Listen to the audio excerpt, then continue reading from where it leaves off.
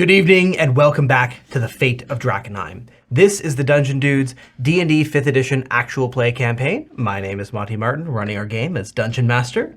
And I'm Kelly McLaughlin, playing the completely emotionally stable Sebastian Crow, the half-elf shadow sorcerer. And we're joined today by our good friends. Jill the Knight is playing Veo Senya, the always hungry Tabaxi Gloomstalker Ranger Rogue.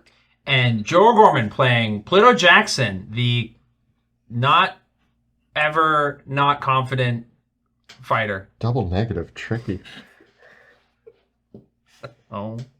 Thank you for joining us once again. We're the Dungeon Dudes, and Kelly and I create videos here on YouTube covering everything D&D, including advice for players and guides for game masters, and we are getting super excited in the build-up to the 2024 rulebooks release. We're going to have a lot of exciting videos coming down the pipeline as we head into the fall. So make sure that you subscribe to the channel, like this video, and it really helps out support the channel. You can also join us on Tuesday evenings when we broadcast the campaign here on YouTube, and you can check out the episode at 6 o'clock p.m., or you can check us out as an audio-only podcast as well. And if you also want to find out other ways that you can support the channel and bring some amazing gameplay to your campaigns, check out our books in the world of Drakkenheim. You can find our original adventure, Dungeons of Drakkenheim, based on the events of the first season of this campaign, the guide to the world of Drakkenheim, Sebastian Crow's Guide to Drakkenheim, and even get in on a late pledge or pre-order for Monsters of Drakkenheim, our upcoming Monsters book. All the links are right down below. It's one of the best ways to help support our channel.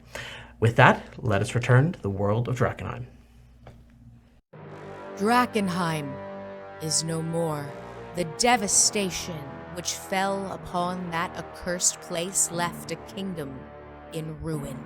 Now, horrors lurking in the haze grow ever more great and terrible, while simmering tensions between rival factions boil over into outright war. The power of monarchs, mages, and priests hangs in the balance. 6 unlikely heroes join forces to confront the coming chaos. They shall decide, once and for all, the fate of Drakkenheim.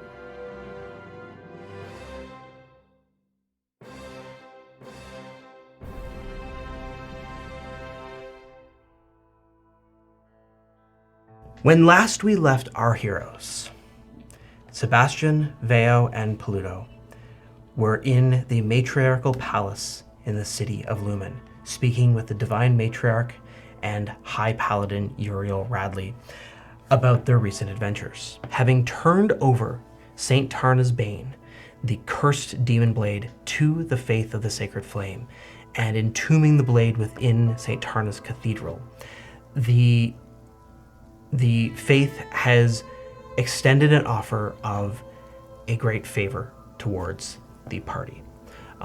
Pluto was blessed by the divine matriarch in St. Tarna's Cathedral, and now the discussion has come to the matter of potentially the divine matriarch using her great power to help Sebastian rescue Mouse from the bowels of hell.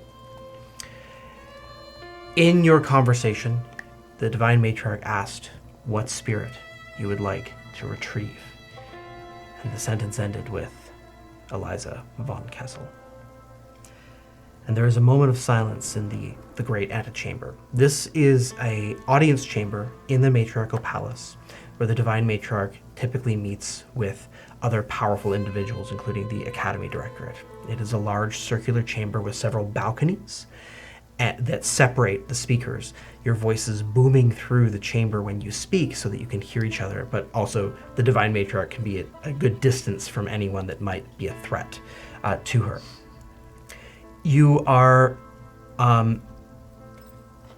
three are on your own balcony opposite the divine matriarch, where she sits with Uriel Radley, and you can see the change in her expression when you mention that Eliza von Kessel is the one that you wish to bring back. And after a moment of contemplation, the divine matriarch speaks. It was my understanding that something had happened to the von Kessel children, whether they were lost in Drakkenheim or otherwise, that they had not emerged in the years following the disaster. What exactly happened to Eliza von Kessel? There was an incident, a tragic incident involving magic being used improperly.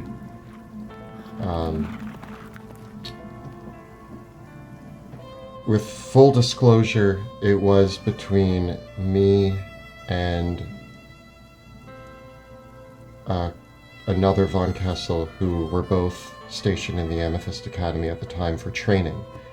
I attempted to cast a spell that I had no business trying to cast, and in the process damned Eliza von Kessel to hell, unintentionally, learning a lot of lessons in that moment about why training in magic is so valuable and important. But nonetheless, a mistake was made, and I was promptly expelled from the school. Expelled from the school? Says Uriel Radley. Yeah. You should have been, he says. Now, you should have been killed for that. I mean, if it makes you feel better, I eventually died. The Uriel Radley turns to the Divine Matriarch. Now, what other allowances of dark magic have the Academy been allowing their students to wreak havoc with that we don't know about? This, too, involving heirs to the throne of Westamar? How could this happen? I will say that the fact that I wasn't brought out and killed by probably the Silver Order in exchange for what had happened is a surprise to me as well. I was young, I was still a kid, and the school probably saw it. I mean, it was a terrible thing that happened, and my mentor, who I sort of saw as a father figure, and maybe they saw me as a son, managed to make it so that all that happened to me was expelled, but I had to stay under their watchful eye and guidance for years afterwards. I don't know how many people in the Academy know this truth, and Uriel, your reaction is probably exactly why it wouldn't have wanted to get out, because if my mistake caused people to think that this is something that happens in the Academy all the time, well, what would stop another war against mages happening, especially a child who should have known better, but children make terrible mistakes sometimes, and mine might be the worst of them all, and there's reasons why I've had so many repercussions coming to me for the way I conduct myself, and I am on a road of trying to improve those mistakes, and I'm trying to correct that mistake right now, right here, and my entire life has brought me to this moment confessing to you with the idea that I am trying to fix this, and I have been on this path to get here, to stand before you and ask this for a very long time. The Divine Matriarch considers carefully. And she says, I find it strange, but not unsurprising, perhaps, that, well, was this the first time that you took a life? Yeah. High Paladin, to be so young in age and have power that one cannot understand or control, and to do that so recklessly as a youth, that affects one for the rest of their life. It is no surprising that Sebastian Crow is such a broken man today. Think of that weighing on him his entire life, what he has done, He has always believed himself to be a broken man, and that might very well be true. The three of you have taken many lives of righteous warriors of our faith. There are many people, friends, colleagues otherwise, who supported you and who fought against you.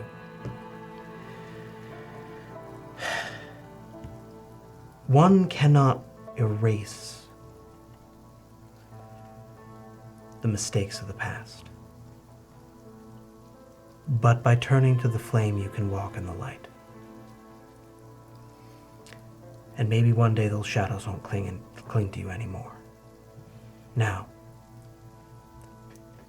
it is very, very easy to slip back into darkness if one does not continue to walk forward with the light in their hearts. And it is the role of the Paladins of the Silver Order to ensure that one who is who's struggling with that is not simply masquerading as a pretender who walks in the light. In recognition for the service that you've done in bringing back St. Tarna's Bane, I am willing to give you the benefit of the doubt in this. My understanding, then, we will bring you deeper into the complex here, to a chamber of communion. I'll be okay to enter. We will make the necessary arrangements. Now, I am capable, using a holy artifact that we house here, of piercing between worlds and dimensions. It is a rare thing that we have protected and guarded here in Lumen for hundreds of years. And as far as I know, it is one of the only means that a mortal can walk wholly into the hells and return. Its power lasts for 1 minute. Once the gate is closed, it cannot be opened again for a year. You mentioned possibly giving us an hourglass or something. Veo, I'm going to ask that you hold on to that. Oh, I man. also must make you Not aware me of and not- something. Okay. Pluto. I can count. You know, I'm not, I mean, Pluto, No, I'll take it. I'll see how close I am. thank you. Yeah. I will be able to open this gate close enough. You will need to give me some help to locate the spirit. You know where she is, right? I have an image. I saw a painting. Very well. That'll But help. know that the gateway that I open opens both ways. And through it, whatever malevolent demons may dwell there will use this opportunity to spill forth into our world. That's why we have Pluto. That is also why I have Uriel Radley. He will stand with me on this side. But be aware that you must be mindful of those who move through the gate as it is open. Myself, and for no one other than myself and Uriel Radley is to know of this. The fact that the faith houses such an artifact is one of our dearest secrets, and one that I share with you in deep confidence. I am concerned that even if the Academy were aware that we possessed this artifact, they would wish to take it from us for their own reasons. We have kept secrets before. and- Recently, even. Yeah. And I will tell you that once, if, I have to say if, because I don't know what's going to happen down there, but if we do get Eliza back, that we can't keep a secret for long. But I will make sure that if anybody asks the means in which it happened, I'll simply say that you used your powers to help us. No, you'll say you did it. You'll be like, I made it happen. I mean, that I could try. There is no need to say other than through a boon of the faith in return for what you did, this power was possible. I can stick to that because that's the truth. Yeah. Just not the whole truth. You may take the evening to prepare yourselves. Oh, thanks. I need to sleep. Do you need? It's been a hard day in Knox. You know, we just left, right? Like, Don't you feel rejuvenated though in Knox? yeah, I've been out of there for a few Oh, hours. okay, got it. Standing Yeah. next to a divine temple that like is slowly giving me a sunburn. Oh, I'm definitely the opposite. I was feeling really bad. And Do you put down your goggles? It's almost like you're in a tanning. Yeah. Oh man, I miss the cool dark caves. And you hide away. In the meantime, you may stay in the guest chambers here in the Matriarchal Palace, and we will see that you are well fed and taken care of as you are here. If there is anything that we can provide you with to help you in this endeavor, I will bestow my blessings upon you in the morning. Okay, weird request. You said well fed. Do you have any blood? Oh God, no! Don't ask. Souls. No, I'm not going to go with Aged souls. You don't have souls. spare souls lying around, do you? Oh, Uriel Raleigh grits his teeth. Nope. It was comedy. He's trying a bit. He's doing a. They said well fed. He's doing 10 minutes can't eat down the at the food, Pluto. dark cellar And I next can't week. taste the wine. Just maybe they had extra blood lying. You know. Don't worry. And I'm All like of your rifle around in my food- bag. I'm like, I got Food, all of the I got some food snacks. I got accommodations some snacks. Are fine. I'll be okay. Found some in Knox. Road treats.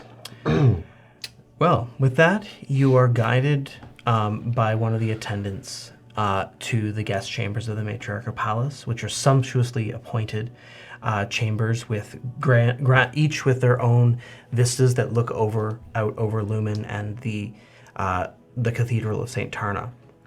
Of course, because in Lumen, everything is constantly illuminated at all times. There are great braziers that burn in each of these rooms, and well-appointed sumptuous beds that you can take to sleep. You are also one of the wonderful things about Lumen as well is that the attendants do draw baths for all of you that are well heated with all the flames and everything like that. So it's kind of like a hot tub, and Do they have a big bath that all of us can get in together?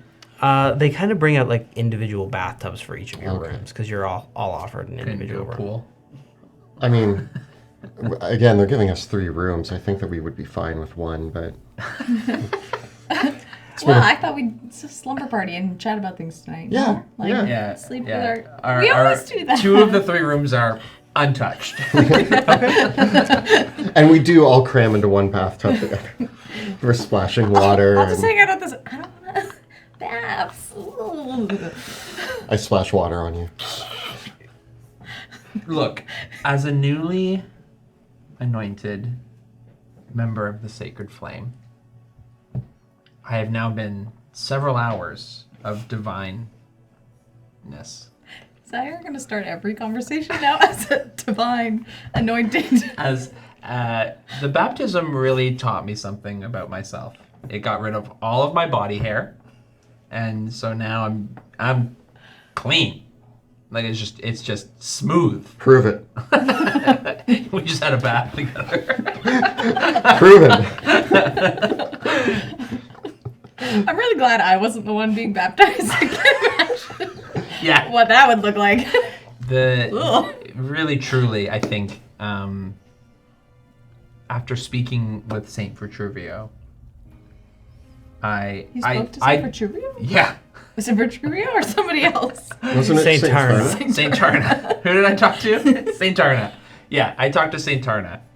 I wear Saint Vitruvio's stuff. I stole it. I earned it. I'm sacred.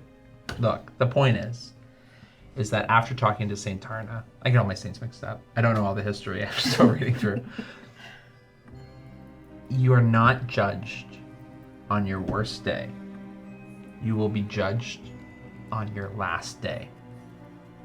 So whatever you do, make it count. But Pluto, that's the wisest thing Wise. you've ever said. I'm really...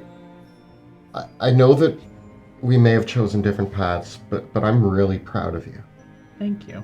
And you keep becoming a better person than you were the day before, and I'm envious of that, and I really appreciate your guidance and your help. Even when it seems like I didn't, I want you to know now that I really appreciate you. Well, with that, I forgive you for all your sins. Because I can do that now. Thanks. Wow. Yeah, just boop, boop, boop, done, gone. All of it gone.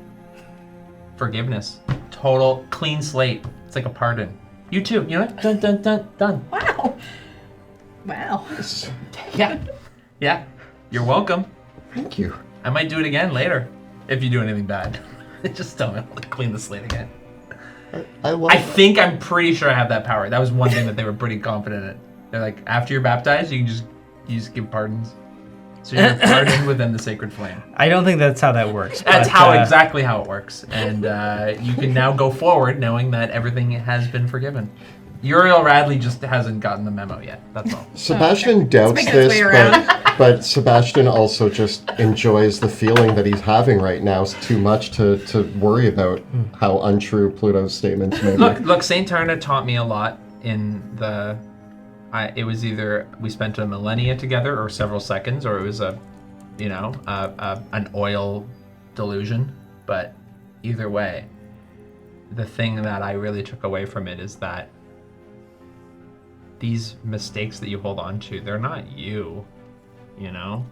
They're not? Like, you can't be judged on your worst day 20 years ago. Like, that's just not who you are. Most people judge me based on my mistakes, so it's hard for me to wrap around my head this idea that I'm not that person, that I'm not just my mistakes, when most people bring that up as like a first, oh, hey, it's Sebastian Crow, the terrible accident-prone mage who makes bad decisions. Are you sure that it's most people?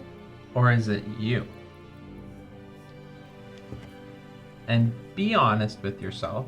Do most people approach you and say, hey, it's that guy that dragged Mouse to hell?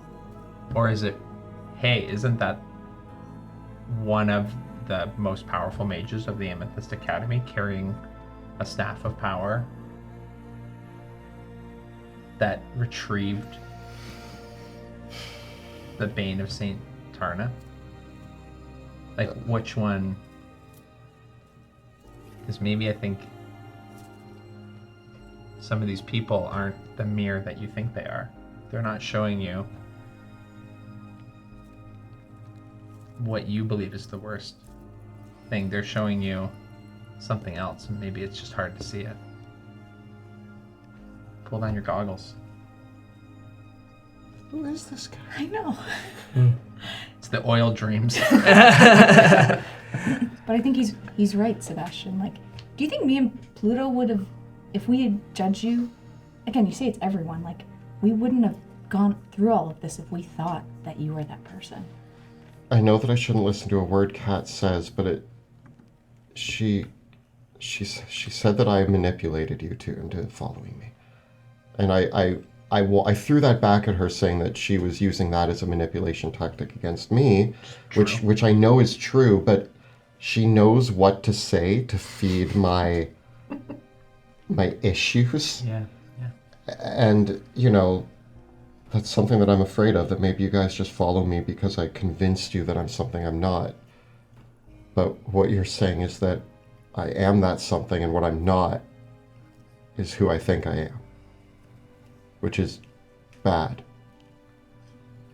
I just don't think you can change the past.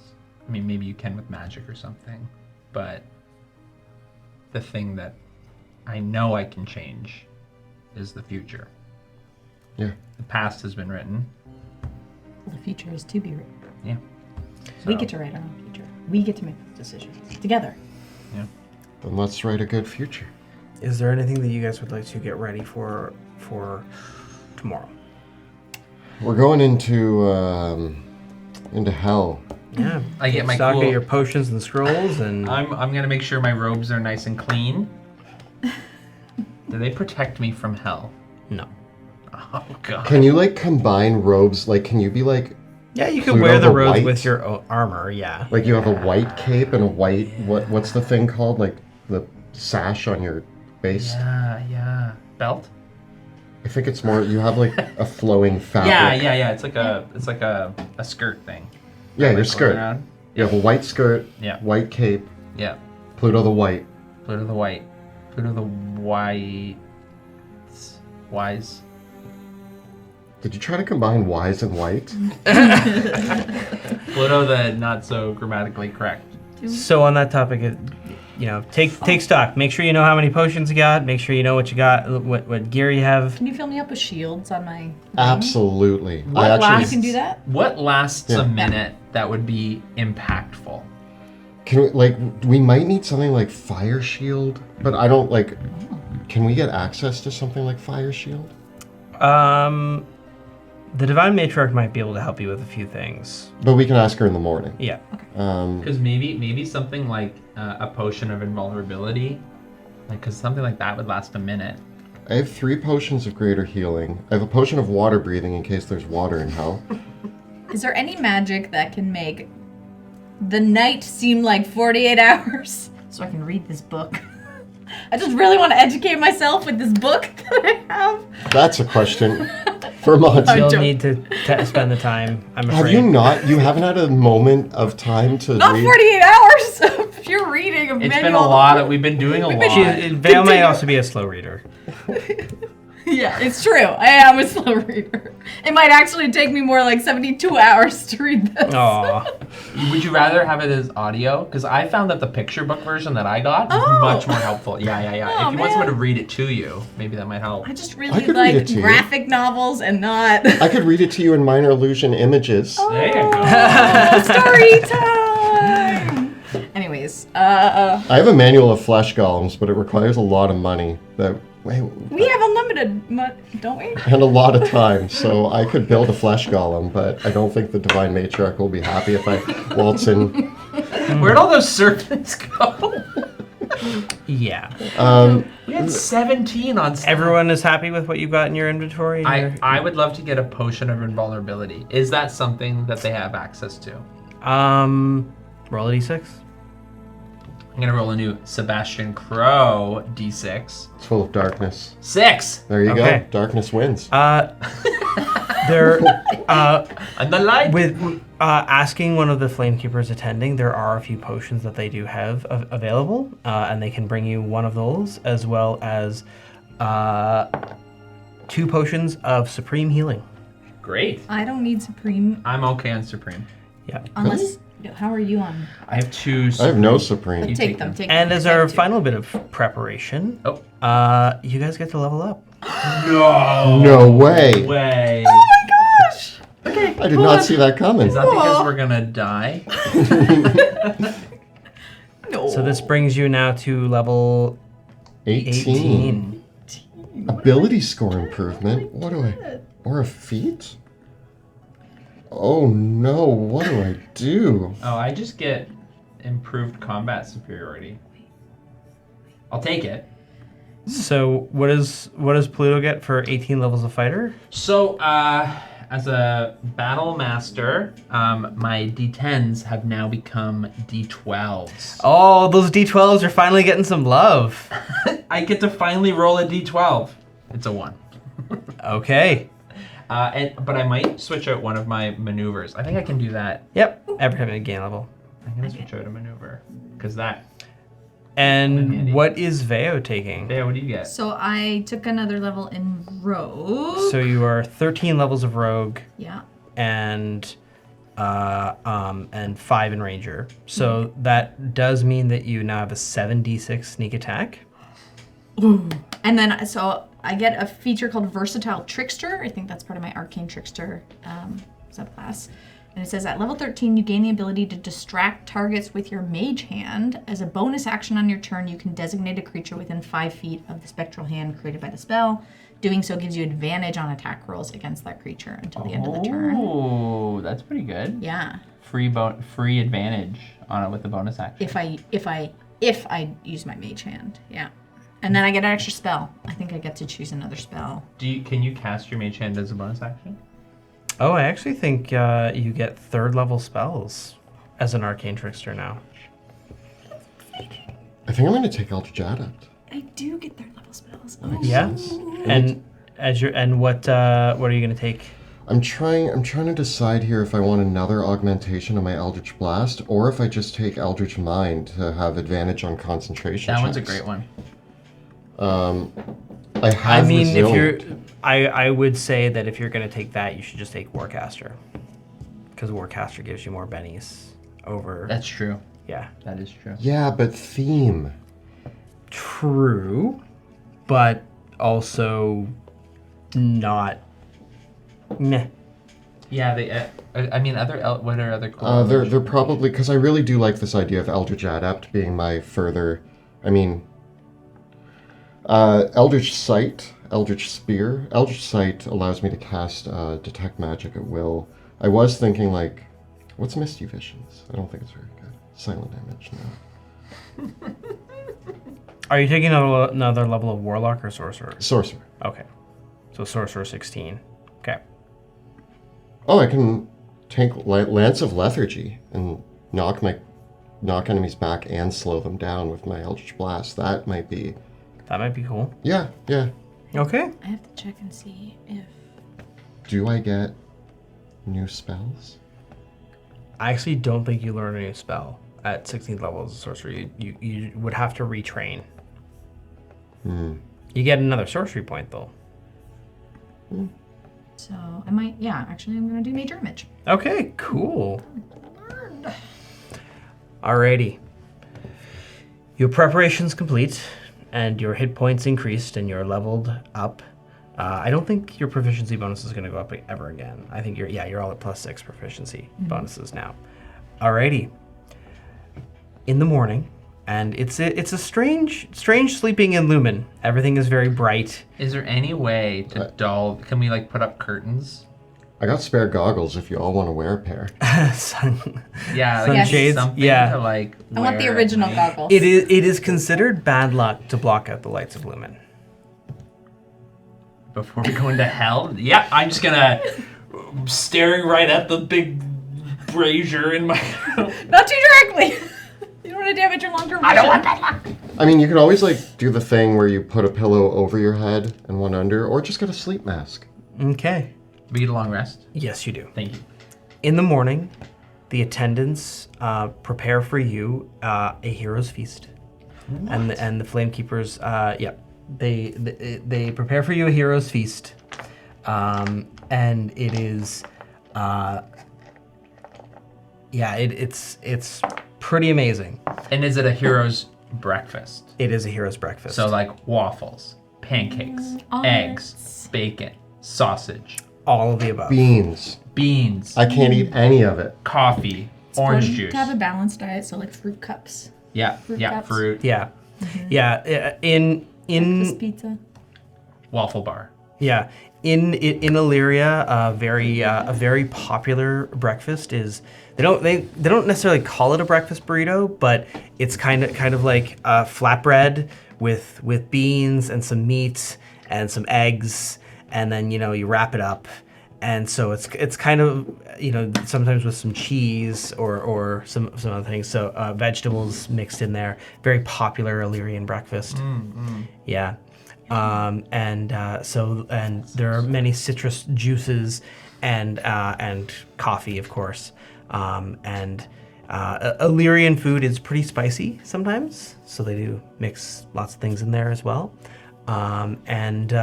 You have a hero's feast. You all gain 15, increase of 15 to your hit point maximum. Oh, wow. From the hero's feast, in addition to the other effects of the hero's feast. And What else happens with Heroes Feast? We get like... You can't be frightened. Yeah. You are immune to poison. And advantage on wisdom saves. Nice.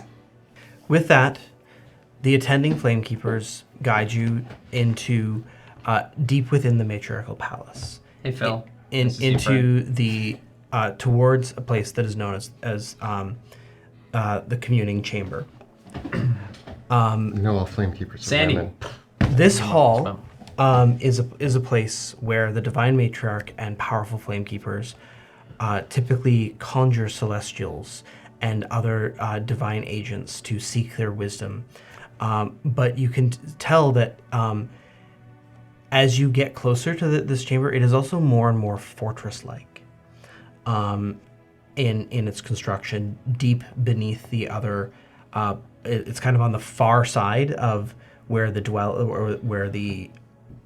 on the far side of the complex where there are more. Where it seems like more training is occurring amongst the Flamekeepers, further away from the residences and the more living chambers and areas, and it is further deep underground, but nonetheless still lighted with reflective lanterns and mirrors. As they lead you through the heavy doors that are the two doors leading into the chamber have a carved and painted are made of heavy metal that are carved. That one door bears the image of the two archangels watching over Saint Tarna, and the doors open and the attendants gesture you through, but do not enter with you. Already in the chamber, the chamber here is a oblong, sort of rounded chamber with several lighted braziers supported by great pillars. Unlike many of the other chambers here, it is far less decorated than the other rooms. It has more of a plain vaulted ceiling and a marble floor. And even as you enter the chamber, you feel the magical wards and the sacred blessings that have been incanted over this room. Even right now, Sebastian, you feel like this lingering sense that Skin's itchy. yeah, that whatever Start sneezing. whatever protective magic was in this chamber has been modified to allow you to enter into it in preparation for what has gone on. I think I have allergies. And which Uriel Radley confirms. He says, "Now normally, the likes of you would have already been destroyed setting foot into this chamber. There are powerful magical blessings that forbid the entrance of fiends and undead like yourself into this room. But so that you can enter, we have brought down those sacred wards. And as a result of that, the Divine Matriarch and I will be exposed to whatever threats will come through this gateway that she opens." Thank you, we're Uriel. Really they're opening themselves up. This is very They're divine. You got Dangerous. things that you can. Uriel, I appreciate it, and this feels like the start of a beautiful friendship. The Divine Matriarch speaks. She turns to the altar, to the sacred flame, the brazier that is lit between the pillars at the end of the hall. And she walks towards it where there are several prayer boxes and benches and stools placed around. And amongst the artifacts here, there is a curious small chest. It is a cube in shape. And it almost looks like each part of the cube has a small handle on it. And written on the various sides of the cube is a circular arrangement of runes. And surrounding the circle is a piece of delicately engraved artwork. The cube itself looks like some combination of obsidian bound in cold iron. And as the Divine Matriarch holds the cube, she says, this was one of the artifacts of the Sorcerer Kings seized by the Faith when the city of Nox became the city of Lumen. And the Faith has guarded it for hundreds of years. For this artifact was used by the Sorcerer Kings to conjure demons and fiends, armies of them.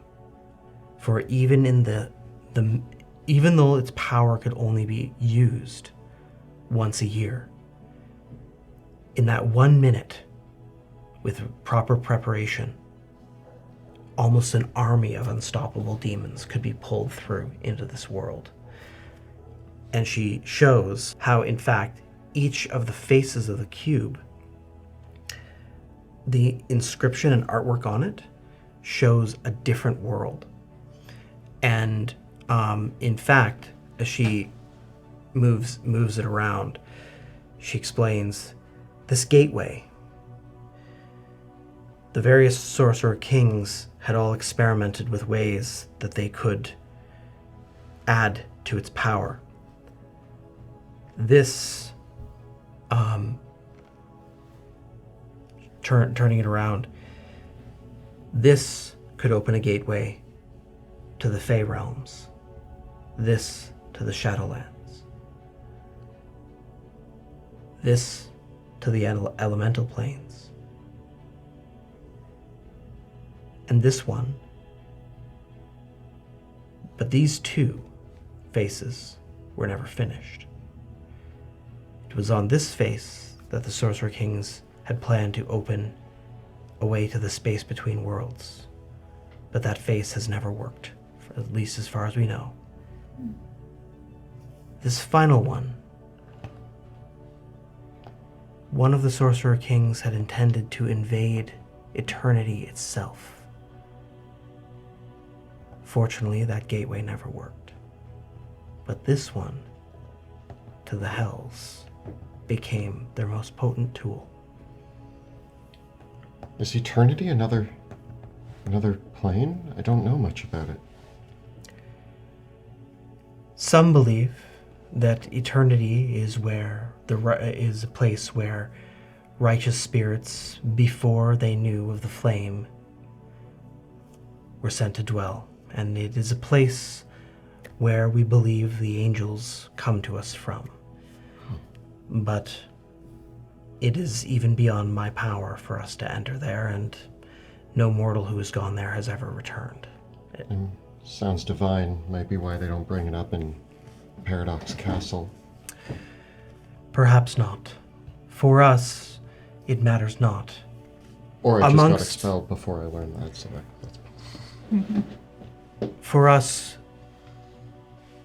those who followed several of the old gods believed in eternity, believing that their spirits would reach there where they would become righteous warrior spirits or avenging Valkyries. But for us in the Faith of the Flame, there's no more important thing than one's spirit finding the place where dawn breaks over the Shadowlands, where your spirit may join with the sacred flame. I've seen it. Oh, sorry. That is to say, I was informed about it and couldn't see it. But yeah, apparently it's there in the Shadowlands. When I met up with Theodore, I told you. I hope you remember that I met up with Theodore Marshall. Yeah, I think, yeah, you mentioned. Yeah, and he was like, "Yo, I forgive you, Pluto. You're great." Oh, did he? Yeah, I told you this. I thought that, yeah. Yeah, he said he was like, "Hey, look at the beautiful sun shining over You the." couldn't see it? I told him I could, but I was lying. Truly, this is why what Lucretia Matthias has done is such a blasphemy. For in her ritual, her sacrament, the righteous souls that would head to the Shadowlands and join the flame are thus denied that, bound in those corrupted shards instead upon their deaths. And thus the sacred flame is denied the spiritual fuel that it needs to sustain itself, and protect our universe from a darkness unending. Wow, sounds like what Lucretia's doing is way worse than eating souls. Yeah, I wouldn't want to be her when it comes to the court of the sacred flame. Like, if you had to put two people side by side, she's way worse than anyone else. Would have been really good to know this before we. Yeah, I actually offered myself like 13 times at least to do that thing, and I'm glad I didn't, I guess. You could have your soul in a crystal right now. And never be able to go to the sacred flame. But now we know. Now we know. Now we can make better decisions. Thank you for telling us this. This is all very important information. And of course, it is the case that some spirits never find their way to the flame in the Shadowlands, wandering there eternally until they find oblivion, or worse, until they find the abyss, where they are transformed into demons. Did you see people like that? Oh yeah, I ate a lot of them. Oh. That's probably better than being a demon. They were literally trying to kill me. Oh. And so they kept me alive by sustaining me while I hunted Oscar Yorn in the Shadowlands. Did I not really tell you guys a lot about my trip? I was so distracted by your arm.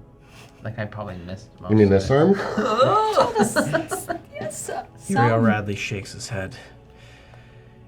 Even though those spirits may not have found their way to the sacred flame, better oblivion than to be consumed to feed some abomination like you. I want to pitch this, though. What if you eat a bunch of souls and then you go to the sacred flame?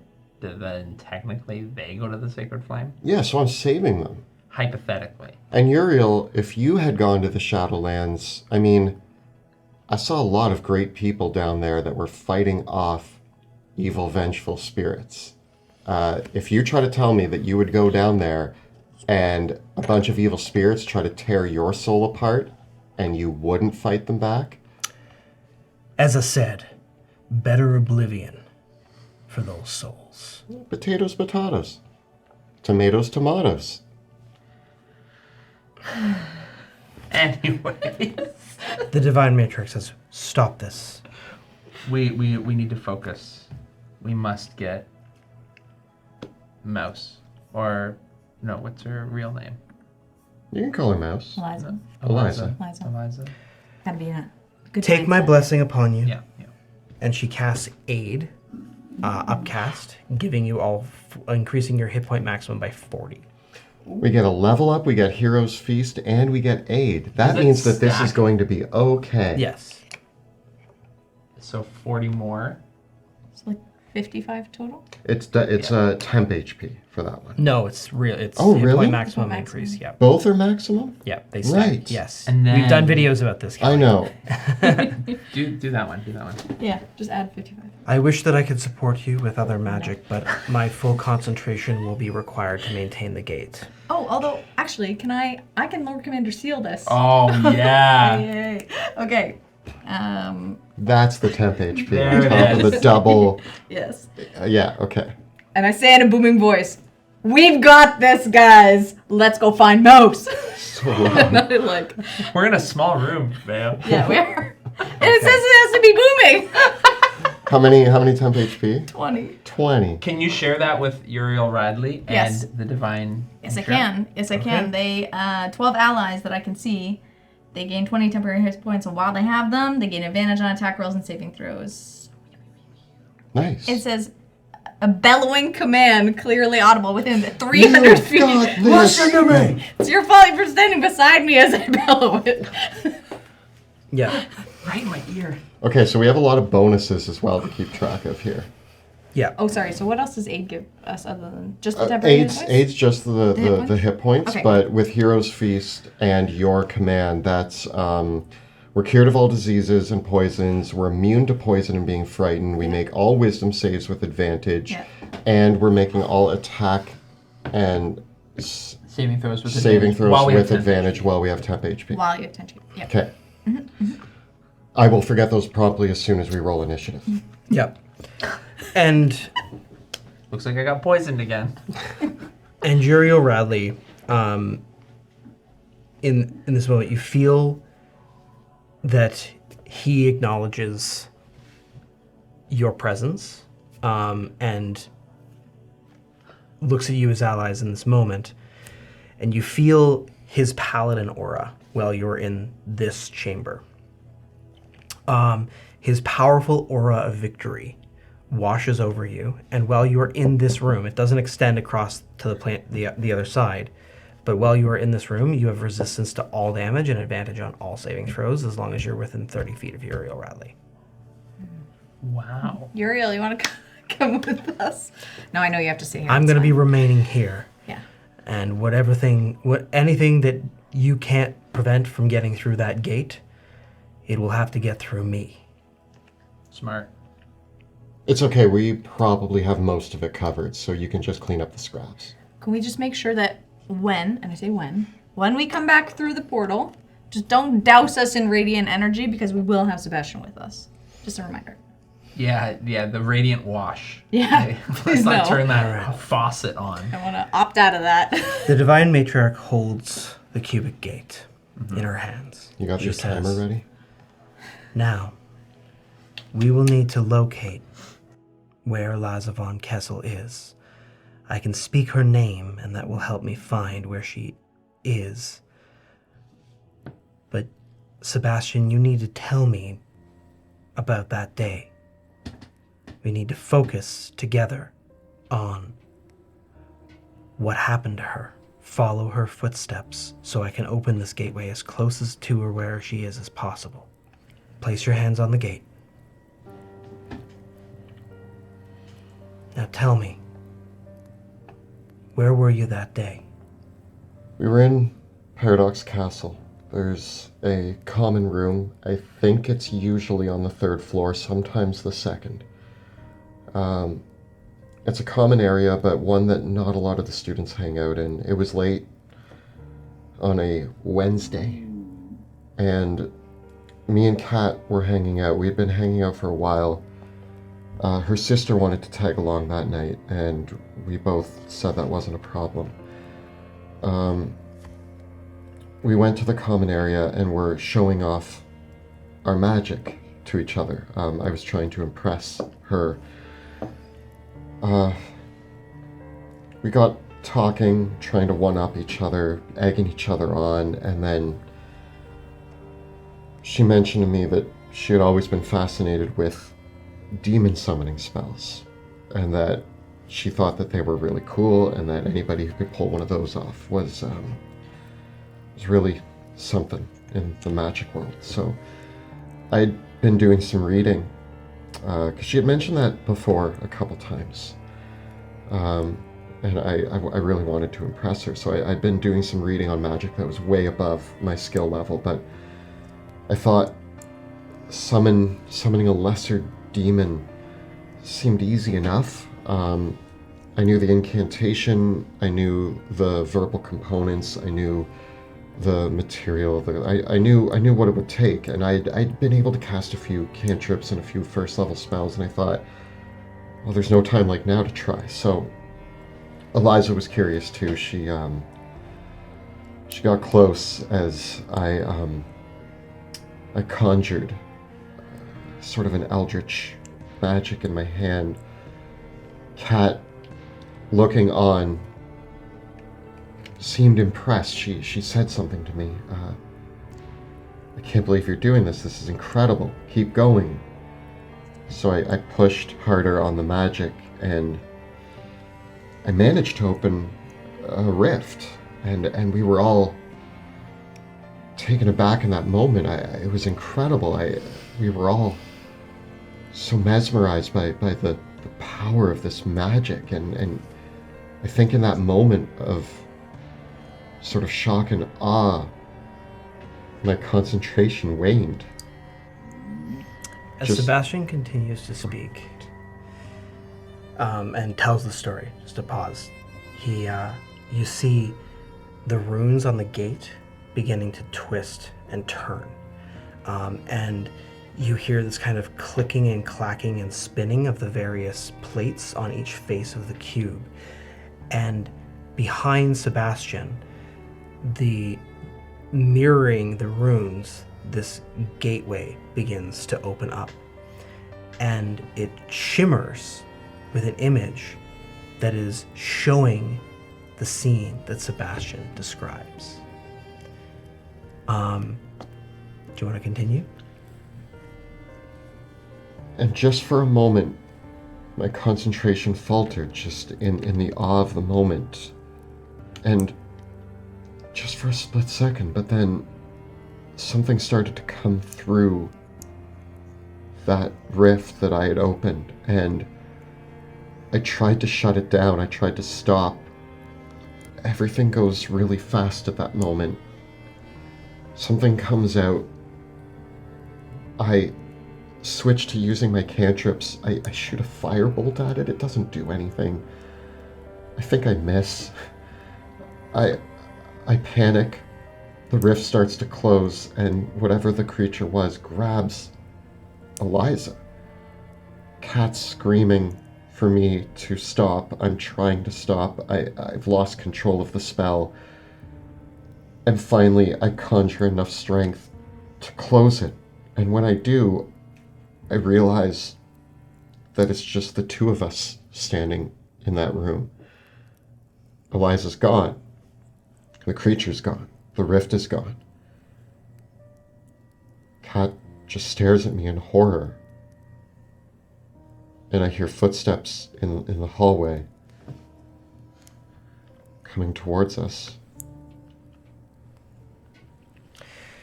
In this moment, you see the gate beginning to almost take the same shape as the shadowy hole that Sebastian conjured. As Sebastian tells the story, you see the creature that came through that gate that he summoned. It's a familiar creature, one that Veo and Pluto have seen many, many times. It was Reaper. And you see, as Sebastian tells the story, Reaper being summoned by Sebastian for the very first time, dipping into the well of his sorcerer's powers, and you see the dog reach through, and of course Sebastian firebolting at it, and in a moment where it leaps towards Cat and veers out of the way, and then it sees its target, Mouse, and you see the creature reach towards her, Reaper reach towards her and snarling, dragging her back through, just in the same way that Reaper has done to so many others since then. Then in the vision, you see the other side of the situation. You see Reaper pulling Eliza, just a young girl of maybe 10 at this time, through and chasing her through the Shadowlands, past thick trees, past the vistas of darkness, until she comes to a deep pit from which echoing laughter sounds. And as the howls and bang of Reaper's pursuit, Reaper who, in this image in the Shadowlands, perhaps you are following the imagination of Eliza, who appears like in monstrous proportions. And the hound leaps towards Eliza and pushes her over the precipice into the gaping abyss. And she falls, surrounded by the laughter.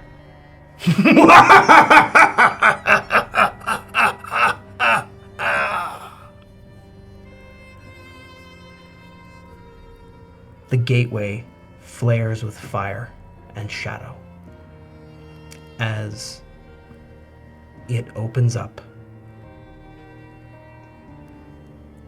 And you see it sharply, the image on the other side sharply follow the falling, Eliza's falling form as she falls down past the burning embers and deep shadows, the laughing spirits, deep into the depths of the hells before the dark place, the palace of the Danse Macabre, the lair of he who laughs last. This towering fortress stage theater, a place of tragedies and tragic comedies, surrounded by laughter and the dances of the dead. And there, the shimmering portal begins to shudder as, reaching out, clawed fingers come, an array of demonic players spilling through out to defend the sanctum of he who laughs last. For the opening act, almost the moment the gateway is opened, spilling through come 3 forms. There are two of them are colossal demons with 6 arms. Each wears a player's mask and has a long serpentine body, and almost is garbed like an acrobat player, with each of their 6 arms holding a scimitar, and they emerge through the portal. And then between them comes a colossal purple-skinned, winged demoness as well, and carrying what seems to be a massive axe that could also double as a musical instrument of some kind. And all of them are garbed in these macabre skull masks.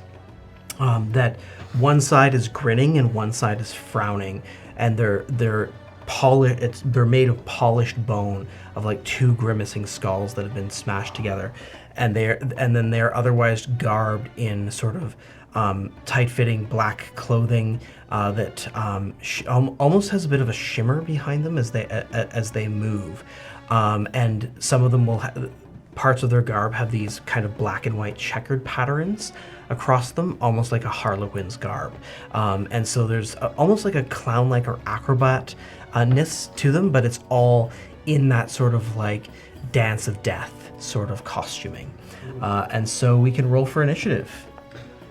And yes, I am going to start the countdown. No. And so it closes at the basically at the end of the 10th round. Oh. Okay. So Pluto? I'm going to use my first luck point Okay. to turn a initiative 1 into initiative 21. Okay. Vale? 25. Sebastian? I'm not lucky, so 6. It's right behind me, isn't it? Everything you described started off as a story, and then now it's become real in the room with us. right behind me. And now I'm seeing things I don't remember from my story. A giant demon with an axe and like multi-armed demons. They're all wearing weird masks, and as I'm describing it, Your like, vivid imagination is coming to life. and the Stay Puft Marshmallow Okay. Man's there. Vale, you are the first to act. Okay. Are we running towards the gate? Are they going to take care of I don't these? think we have time to communicate We that. have 1 minute! I turn. Can I run between them or no? You can try. Okay. You know what? I will aim at this snake one on this left side, right side. And then I start to make my way forward a little bit. Like around the pillar? Or Yes. or do you want to go this way? I don't know how close I am. Yes, that way. Okay. I think that's a good way. So I go around the pillar and then take some shots. Alrighty. And I have advantage because don't forget your advantage. Oh okay? yeah. 26 To hit. to hit. You're shooting one of the snake ladies. Yeah. Alrighty. As your shot comes up, she takes one of her blades and slices the arrow in half. Oh. Oh. What? Oh. Get out of here. Wait, what did you get to hit? 26. Shoot her again. Okay. I shoot her again. Not 26. That's the 22. That was, sorry, a 22? Yeah.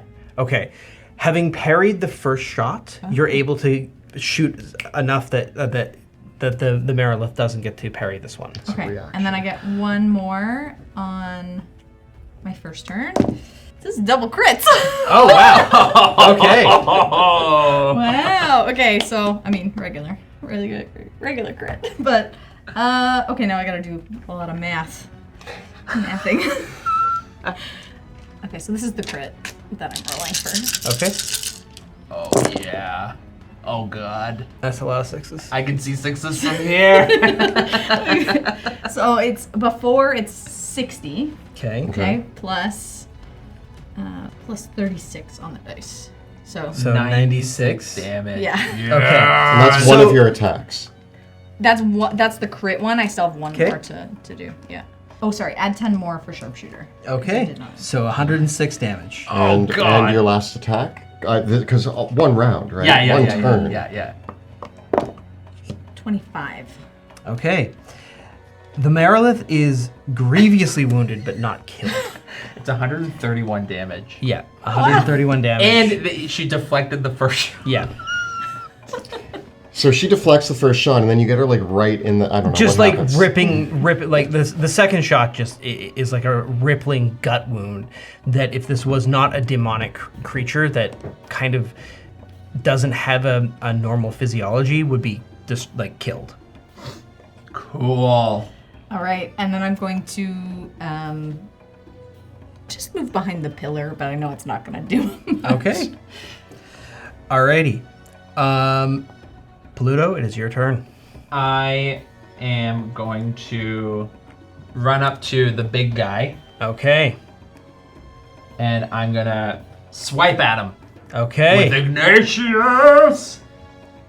I'm gonna roll my brand new dice. I get a 30 to hit. That is a hit.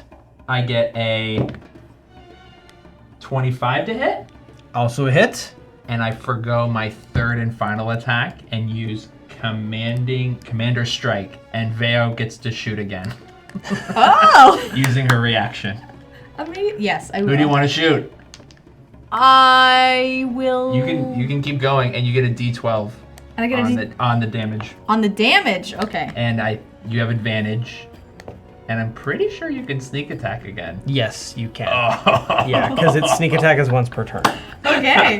So definitely on the same lady I was saying. Amazing. What is Commander Strike like in that moment? Are you like? So I imagine that Pluto runs up, begins finding like an opening, and sort of distracts the lady again. And I go, Veo, now! And so I forgo one of my attacks to Okay, this one is allow Veo. cocked, but it's another 20 on the Oh god! Yeah, 20 and then I cocked it, which is 10. We're so gonna set You know- a record. I'm adding this for single round damage from Single Veo. round So let's damage just from let's just Veo. keep the tally going. So it was 60. 60. Okay, well we can roll it's gonna be destroyed, but we can roll this out for posterity. Yeah. Did you just retrain into this? This was because I wasn't using grappling strike, so I decided that Commander Strike was a better. This is the best thing ever. Are you still rolling your damage? Yeah, on the big guy. Okay, yeah, cool. I haven't even turned around yet, guys.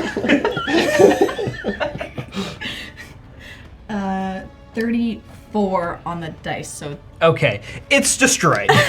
Yeah. Did it yeah. just take That's another another 94 damage? Yeah. What's 131 plus 94? Oh, wait, no, wait. No, I what- did not add my, sorry, that was all, add 10.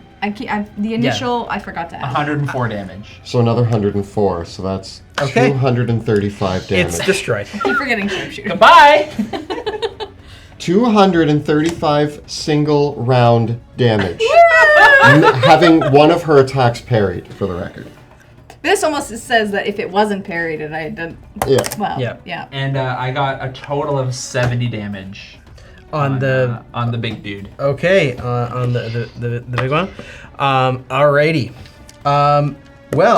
It is the big dude's turn. Yeah. Good job, So you had to use a reaction. That's the only downside. The pit fiend But I think it was worth comes in and makes 4 attacks against you, Pluto. Ah! Oh, you're protecting me. Thank First one with its bite, getting an 18 to hit. Miss.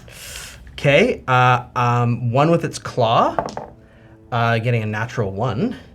One with its mace, getting a 32 to hit. Definitely connects. The mace My face. deals 15 bludgeoning damage and 21 fire damage. which is resisted because of Uriel Radley. So it's 7 and The tail is another 20 to hit 20 hits. for 24 bludgeoning damage. Oh, there goes your advantage. There goes my advantage. Okay. And then the Marilith. The other surviving Marilith is going to slither past Pluto towards Sebastian. Hey. And the Marilith is going to slither around Sebastian with her tail, getting a 27 to hit. Ah, yeah, that hits. Okay, that is 15 bludgeoning damage. Oh. And you are medium or smaller, so you are grappled and restrained. And so now I get to make 6 longsword attacks with you with advantage. I don't think those temp HP hurts. I don't think I'm getting advantage on my attacks. First longsword, 21 to hit. Shield, which puts my AC to 26 Okay. for the round. Okay. Second longsword attack. Not enough. Third longsword attack. 26. 13 slashing damage. How much? 13 slashing damage. Just turned into Fourth 6 or longsword 7 attack. because of Uriel Oh, Radley. the other one would have been halved as well. Wait, we have resistance because we're near Uriel. Yeah, don't yeah, we? yeah. So Yeah, so Yeah, what, okay. the first attack that went through was 15, Yeah. which instead is then... 7. Next one is also a 26. All right. So another 13 damage. And this is the 5th attack is also a miss. And the 6th is also a miss. I have 1 temp HP, still got my advantage. Okay. Got it. Sebastian, it's your turn. Am I grappled? Yes, and restrained. You're being squeezed by a snake. Yes. Snake hugs. I can still attack. Yes, but with disadvantage. Which is canceled out by the 1 temp HP, right? Yeah. I'm actually going to ignore the Marilith. So the Marilith wraps around me, but I see Pluto fighting this giant thing with the big axe. And I'm going to hex it for, well, we'll say strength. Okay. And then I'm going to start Eldritch blasting So I it. started blasting. So I started it. blasting. Get it. I don't have advantage anymore, but that's okay. Yeah, it's canceled out. I'm going to get a 27, A hit. 24, A hit. a 32, A hit. and a 31. All hit. Nice. Cool. So that's going to be 1d10 plus 2d6 for each of those. So 47 damage, Okay. and it's pushed back 40 feet Through the portal? through the portal, Yeah! Get out of here. and its movement is slowed. Okay. Is the movement slow? It's no, it's No. not consecutive. Yeah. Okay, so Okay. it's 40 feet back with its movement Okay. half. Alrighty. Anything else, Sebastian? No, that was my bonus action great. and my action. It's great. Excellent. Yeah. Okay. Uriel Radley comes up beside you, Sebastian, and says, "What are you waiting for? It says, "What are you waiting for? Get through that portal. I'm a little tied up right now. And he takes out his hammer and just swings Judge at this creature. Yeah.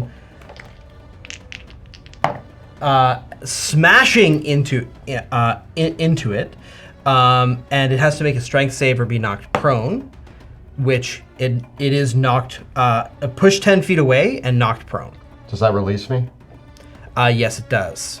So Uriel Radley helps you out there, and he moves up to it and says, he says, now I've got this one. You get going, you don't have much time. It's true. And the Divine Matriarch then says, she says, he's right, we'll be fine. Thank you for your help with these creatures. And she is going to use her own ability on Uriel Radley, and she speaks out her decree of justice. And just so that you can see what these two can do, the Divine Matriarch chooses one ally she can see within 60 feet of her, and until the start of her next turn, that ally cannot lose hit points, cannot die, and is immune to all conditions, spells, and other magic abilities until it chooses to be affected by them. So she makes her decree of justice on Uriel Radley, and he stands, and you see him almost emboldened. These two are OP. Yeah. He can go through and do they it. just want to come with us to kill a sorcerer king? That would be nice. I mean, making king. these two allies is probably one of the best moves in the game. And she says, go forth into the fires of hell. And with that, we come to the end of the round. I need you all to roll me a d6. Uh-oh. 3. 6. 1. Okay. It's an even spread. The screeching creatures on the other side of the portal, more do appear, but they don't cross through to this side. And so that is one round down. Uh-oh. We go to the top of the round with Veo. Get in there! Here we go! And you see me start sprinting through. What do I see when I get to the other side? I will tell you when everyone is through. Okay. I guess for now it's just I go through. Okay. Bye, Veo. Pluto? I follow suit. Okay. I run through the portal. Come on, Sebastian. This is what you've dreamed of. The Merilith stands and fights back against Uriel Radley, who is invulnerable to her attacks, though she wraps around him and the two of them are fighting. And Cool. That's what and murals Sebastian? are painted of. Good luck, you two. And I hop backwards through the portal. Okay. We go to a scene change. We're going to keep the same initiative order, and you've all used however much movement on your turn to get through, but you are now all through. So let's see what we see on the other side. Stretching up into the hellish nightmare sky above you is He Who Laughs Last, Theater of Horror, the Palace of the Danse Macabre. It is a massive circular building that is vaguely reminiscent of a theater or a coliseum, with pillars all around it, that are engraved in scenes of bone and skeletons of various scenes of tragedy, upheaval, and dramatic irony. Within, you can hear a chorus of laughter, and what you see lining up into the across leading into the main entrance, where there's a river of lava over the great gates.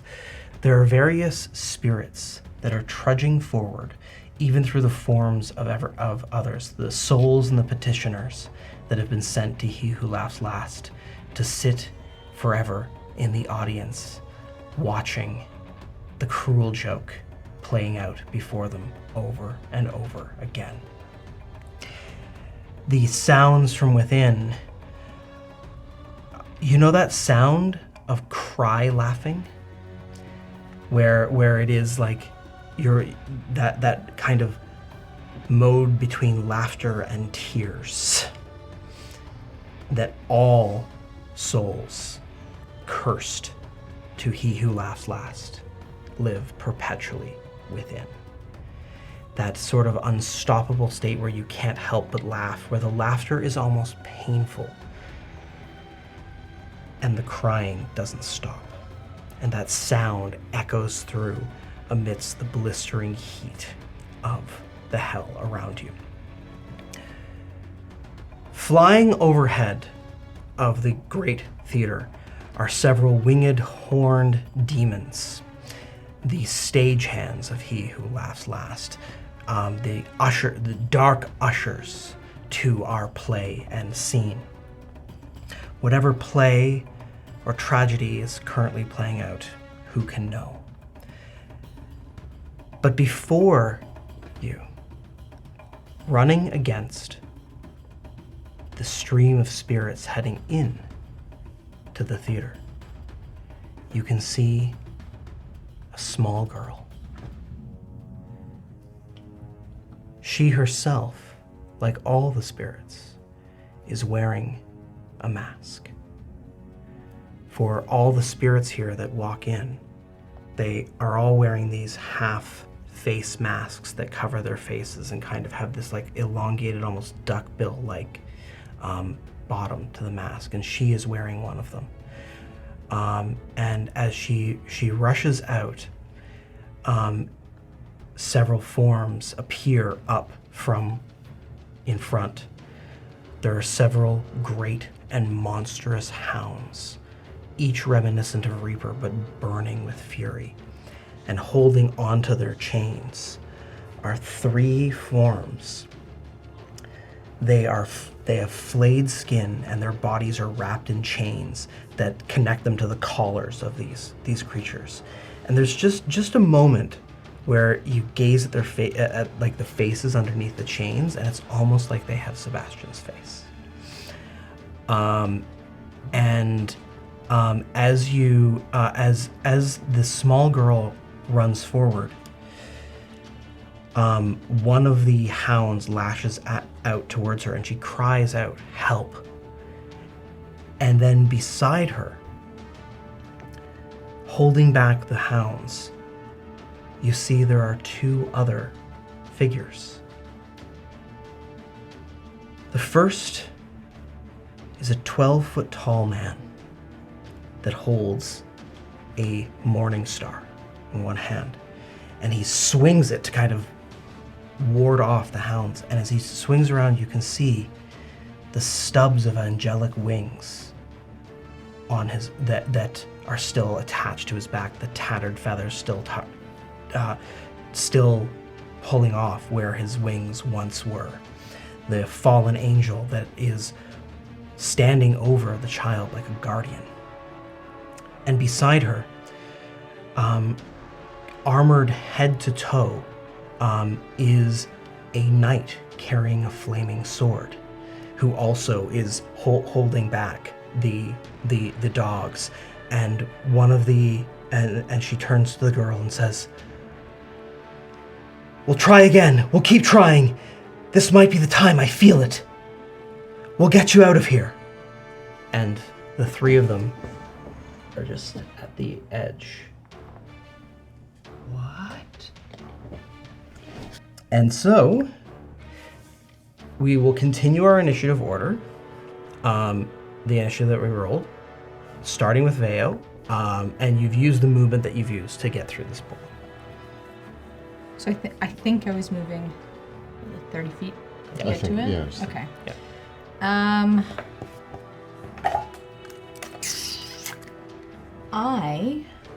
Can I have the measurement of movement? Yeah, that's the 20. Yeah, the 20. Okay. So can you measure me 60? Which direction? Just straight there. Okay. But you're also going right past this guy. But a Zephyr Strike wouldn't give me opportunity attacks. And the lava is lava. Yeah. So it's just like, rock. Yes. Okay. you could be there, you could be here, you could be over here. I think, I want to make it there behind nice. that rock to start. And then I want to take some attacks against closest dog, I'll say here, with 2 attacks. Okay. 19 to hit. It is a hit. Okay. And then the second one, 29 to hit. Both hit. Okay. Yeah. Ooh. And it begins again. round 2. God. So many dice. 57 damage. That first shot kills it. Oh, okay. Which one was it? That one. Yeah. Can I redirect at another Yep. one of the dogs? Okay. Yep. It won't be as much this time, but 21 damage on, let's say. Okay, this and one the right other here. is bloodied. That one, okay. And that's it. Okay. Pluto, where were you?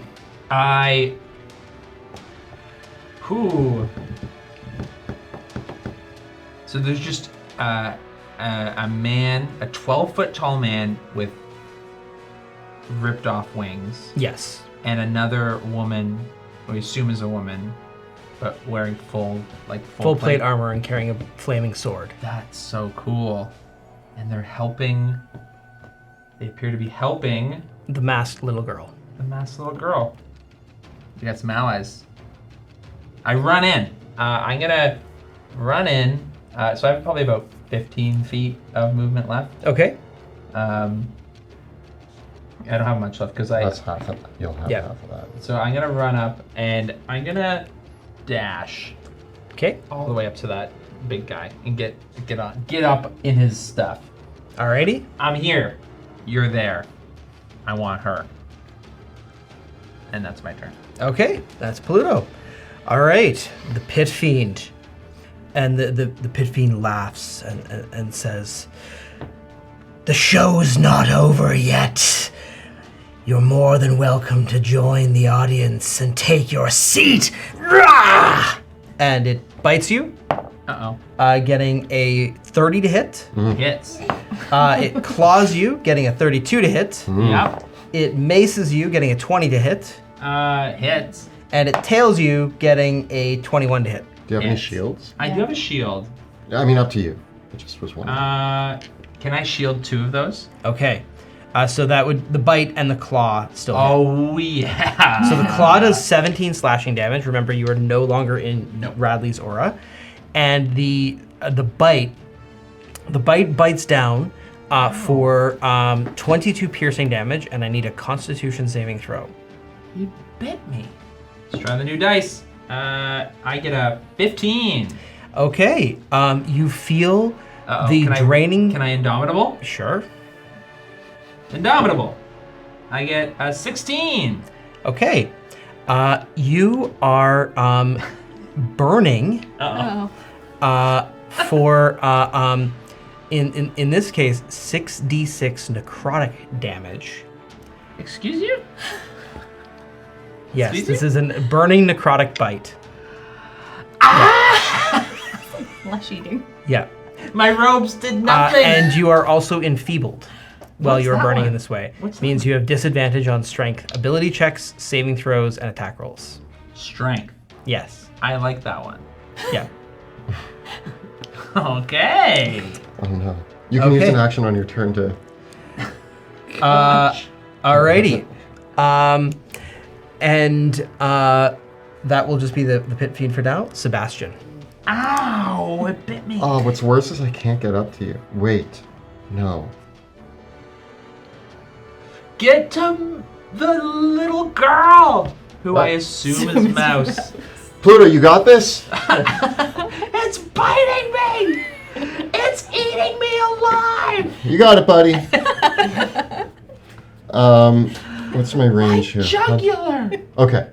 I run up near Pluto, but not like a little off to the side from him. Because he's getting bitten. You don't want to 'Cause get near that. you have that handled. And I'm going to I sort of see this group of people threatening our new allies, and I concentrate on the shadows in the area, which is hard to say where they are, and they coalesce into the middle above them and then explode in a piercing sound, casting synaptic static Okay. on all of them. So I've got 3 chain devils and 3 hellhounds, correct? Yeah, intelligence saving throw. Okay, so the hellhounds.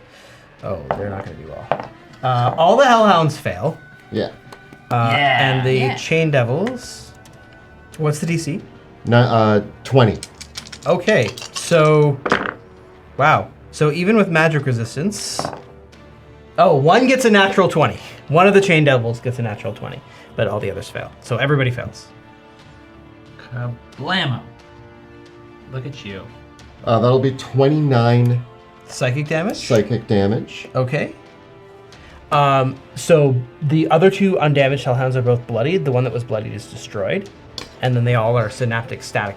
Yeah, so during that time it rolls d6 and Except for the subtracts it. middle chain devil. Okay. Who took half damage. Subtracts it from attack rolls and ability Yep. checks, as well as constitution. So actually, can I quicken spell that? Sure. Cool. So I used. Quicken synaptic static. And then what else are you going to do? I start blasting this guy, Okay. and he's still hexed. No, No, because I'm synaptic staticking. No, because synaptic static is in concentration. Right. So yeah. Yeah. So he's picked me up and he's feasting on me. Although we would need concentration checks for the damage that you did take, so let's just roll those now. Okay. Yeah. That's a 21, You're good? I think you took damage twice. and that's a 22. Okay, you're good. Boom. So I started blasting, and we're gonna do. Oh wow, both 8s. I think you still have 1 temporary hit point. Yeah. Oh, So right. that means that you still have advantage. on And I have attacks. Elven accuracy, so let's just say I rolled that with advantage, and I'm gonna re-roll 1 to make it worse. 22 to hit. It's a hit. 30. It's a hit. Anything over 22? That's more. Mm-hmm. And 24. All your blasts hit. All right. Pew, pew, I'm pew. not going to push him. Is he? Oh. Well, wait. Do you want? Okay, wait. I thought you're trying to get up to this guy though, right? I mean, I just had to go up to somebody. I'm not going to push him, Help! Okay. but I am going to blast him. Help! The little girl. Alrighty. Help! The little girl. Because I got baptized, is my blood radiant? No. Damn it. These are just, I mean, they didn't give me a pamphlet or anything. So I have to ask these questions. I think it's fair. All It's a these fair question. Assumptions. Pluto probably thinks he's like, no, I got this. I have divine blood. No, you don't. Darn it. Every time you see something, I imagine Uriel Radley's just like, nah, you don't. Yeah. They gotta give me something, like a little. Do book they? or something. 55 damage. Wow. Okay. Yeah, it is bloodied and grievously wounded. Okay. Great. Nice job. Alrighty. Thank you. I left you up to it. You're welcome. Alrighty. The various chain devils, they release the hounds that race towards the 2 defenders of the small child, while also sending a barrage of their own chains. And the angelic figure you see as the chain devils animate their chains and start to grasp around the defenders. And so each of the chain devils, with their synaptic static, one is able to ensnare with its chains the angel, but the synaptic static prevents the knight from being grasped. The one chain devil, though, that doesn't, it sends its chains to grasp the little girl. Go. And they wrap around, and you see that he's got her restrained within these chains. And you see the glowing runes on the chains. And what you can tell is that someone that is restrained by these chains probably can't teleport either. Okay, with that, we come to the end of the round, and I need you to all roll me a d6. Oh no. I'm not rolling the same when I roll this time. 6. 4. 5. Okay. The laughter in the house of the theater continues, and you hear this deep, booming, familiar laughter. It seems the master is at home, but enjoying whatever theater is playing out on their stage. For the time being. Are we being tricked? Probably, right? I mean, Let's just keep killing. what are the odds? Okay. High. With that, Super high. we go to Veo. All right. From my position, I see the chains out at the little girl. I'm gonna shoot that chain demon Okay. Yeah, nice. from where I'm at. As you go to shoot the chain demon, it turns around and its head turns back around, almost backwards towards you. Hey. And the chains pull away from its face, and you see your father's face. And he cries out, "Veo, help me!" Make a wisdom saving throw. With advantage, right? Mm-hmm. Because of aid. A hero's feast. Hero's Feast. That's a 13. I know but rules. can I use lucky? Lucky. 17. Okay, you are allowed to target this chain devil. That's a good thing. We like that. We like that. We like it a lot. So I see his face, and my bow starts quivering, and I'm just like, how dare you? And I get a 19 to hit. It's a hit. Nice. Okay. And then I'm gonna do a second attack as well. 28 Also a hit. hit. 48 damage Yeah. on that one. Okay. And then get out of here, guys. Get out of here. The second one, 25. That kills it. Yeah! And then I don't know if any of And y'all the chains looking at me, loosen around the girl. but now tears are streaming down my face, and I'm just I'm angry that they used my dad, and I'm just like, Pluto, we're over to you. Is this guy large? This guy's huge. He's so huge. He's huge. I'm huger. And I go, I scalped my tickets. And I attack him. Okay. And I get a 31 to hit. And a 31 to hit. And a 26 to hit. Everything hits. Everything. Everything hits. It's all pain. As Ignatius. Full power Ignatius. Full-powered Ignatius cries out. Yes. "Die." Ignatius cries out, "The battle in hell! Yes!" For first 33 damage. Okay. Plus 41 damage. Plus 28 damage. What happens? He bites into my neck and he rips off a big chunk of flesh, and I get really angry, and then I say that really cool. Wait, did you roll those theater- attacks with disadvantage? No. Okay.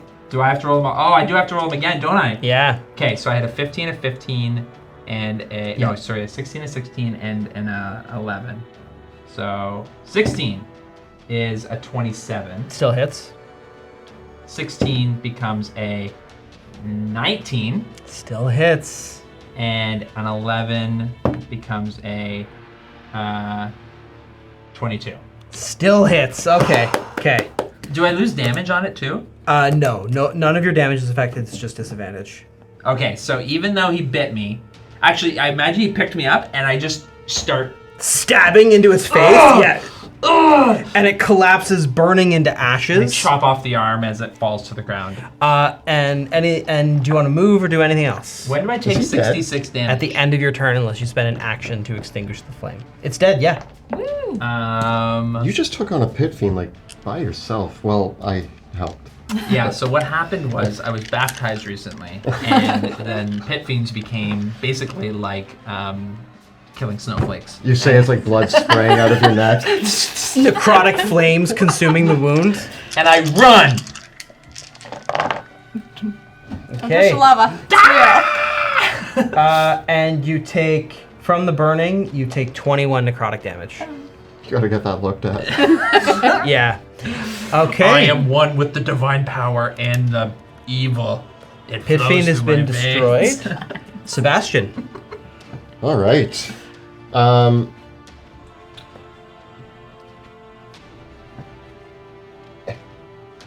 just get baptized again. It's fine. To get a baptism punch card. I'm going to move my hex to this guy. Okay. Yeah. And I mean, I have so many cool spells, but I feel like I'm just gonna do some blasting. Is this guy been damaged before? Yes, by your synaptic static. Oh yeah, I did that. Cool. I still have advantage on attacks? As long as you have temp HP. Mm-hmm. Yeah. Cool, I'm gonna re-roll one of those because of my elven accuracy, making it a 24. Okay. And 29. Mm-hmm. Should I resolve those two and then see how he's at? Sure. Yeah, I feel like he might go down. You can get him. Can you shoot him into lava? I don't. Yes. Does he care? I don't know. No, they don't. They might not be They- affected by the no. lava. That actually makes sense for a creature down here. It would just suck if you were affected by lava and most of your life is living in lava. 21 Okay. damage. It's not destroyed. All right, I do push him into the lava. Does he replenish health in the lava? No. Okay. That's probably a good question to ask. Yeah. Before I do that. All right, 2 more attacks then. He's just like, the spa. Getting a 26 and a crit. Okay. That will almost certainly destroy it. Yeah, so I just start walking up and beams of like dark energy are blasting out of my hands and this guy just keeps getting rocked back until he disintegrates. Nice. Alrighty, the Horn Devils. Wait, Who? what? Who? But who now? Oh. They're right behind me again, aren't they? Oh, they're going for the. Uriel can handle them. Several Horn Devils fly up the dark ushers and players, and they fly towards the portal, flying all the way over your heads. And with that, the final chain devil, it does fire its chains at the little girl, again locking her in the chains and slowly pulling her towards as the 2 hellhounds bear down on the knight and the angelic figure. The angelic figure. With that, we come to the end of the 3rd round, and I need all of you to roll me a d6. 2. 1. 5. There is a great rumbling Uh-oh. as you see up from the open air. A silence falls over the scene on the stage beyond, and only a deeper laughter takes over. A fine show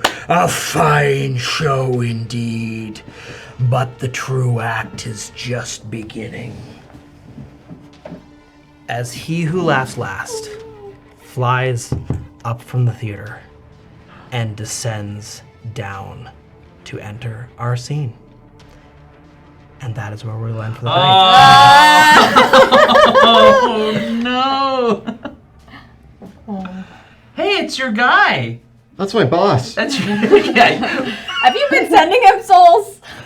Oh No. You're gonna get the worst performance review. You're gonna get a write up. I still have a lot of time to send him souls, okay? I don't know why he's here. Like, we have a deal. We have a contract.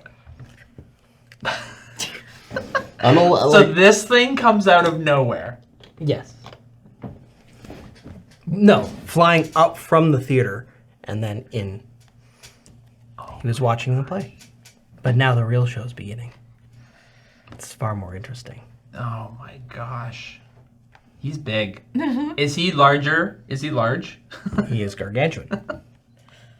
None of my moves work on things that are huge. You just need to be bigger.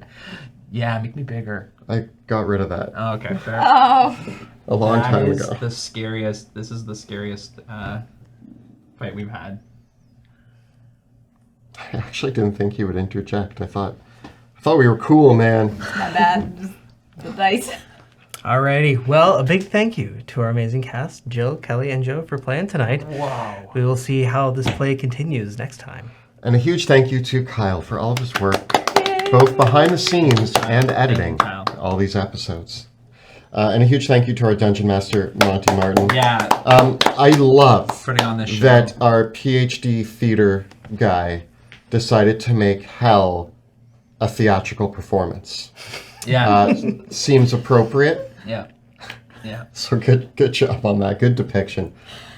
I mean, another big thank you to some amazing creators who allow us to use some of their incredible assets in our tabletop games, and we encourage you to go out and support these creators. We have wonderful terrain by Dwarven Forge. We have these miniatures by Hero Forge and WizKids. We have player character artwork by Elizabeth Perot and music by Tabletop Audio. Who makes this?